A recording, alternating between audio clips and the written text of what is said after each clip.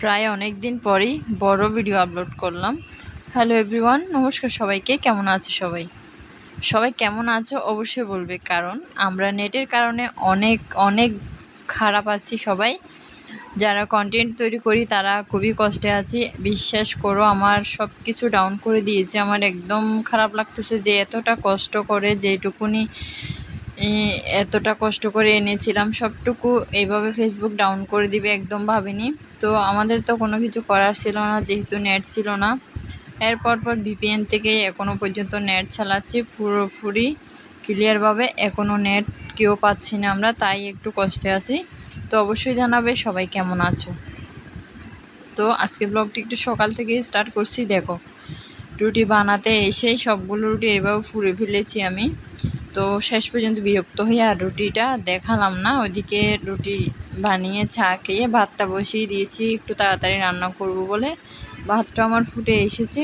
আজকে রান্না করব 2 পিস ইলিশ মাছ ভাজা করব, আর রুই মাছটা একটু ভুনা করে রান্না করব।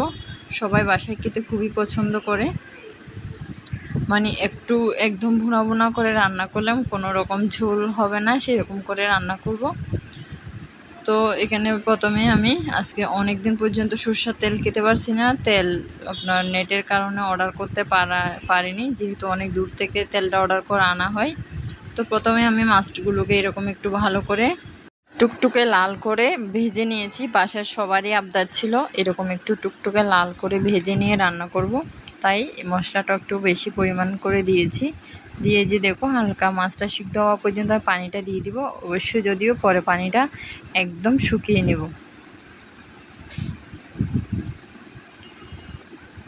তো এই যে আমার রান্নাটা প্রায় কমপ্লিট হয়ে গিয়েছে। আমার বাসায় ধনিয়া পাতা ছিল না, তাই ধনিয়া পাতাটা যদি দিতে পারতাম মনে হয় আরও একটু ভালো হতো। তো ধনিয়া পাতাটা দিতে পারলাম না। তো আমার তরকারিটা রান্না হয়ে গিয়েছে।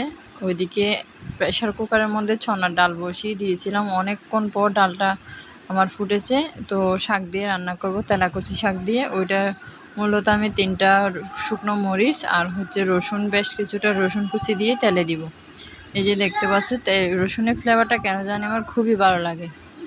তো এই যে আমার এটাও হয়ে গিয়েছে। এটা মূলত তেলাকুচি শাক দিয়ে চনা ডাল দিয়ে রান্না করেছি। তেলাকুচি শাক কে কে চিনো অবশ্যই জানাবে। আর গতকালকের একটু তরকারি ছিল, এটা হচ্ছে কাঁঠাল বিচির তরকারি। আর এই যে দেখো, পুরোটা রান্না করা আমার এলোমেলো হয়ে গিয়েছে।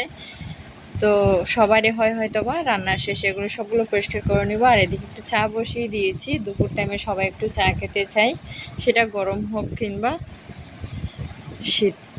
তো কেমন লাগলো আজকে ব্লগটি অবশ্যই জানাবে। যদি একটু হলেও ভালো লেগে থাকে তাহলে একটা লাইক কমেন্ট করে পাশে থাকবে। ধন্যবাদ।